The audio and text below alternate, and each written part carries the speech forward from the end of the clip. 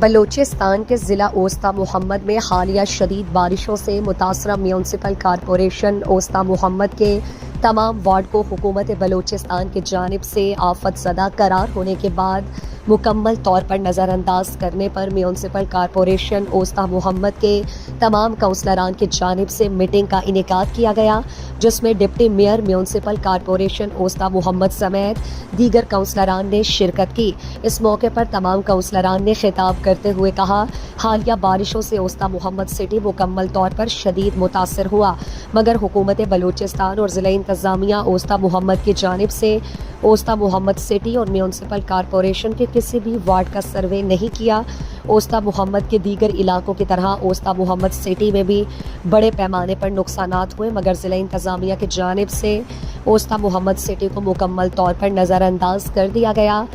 آج تک نہ حکومت، ضلع انتظامیہ اور نہ کسی این جی اوز نے ان متاثرہ وارڈز کا سروے کیا، جس کی وجہ سے کارپوریشن کے وارڈ شدید متاثر ہوئے ہیں۔ انہوں نے حکومت سمیت تمام اداروں سے اپیل کرتے ہوئے کہا وہ فوری طور پر اوستا محمد میونسپل کارپوریشن کے تمام بارشوں سے متاثر علاقوں کے سروے کر کے ان کے بحالی کے لیے اقدامات اٹھائے جائیں۔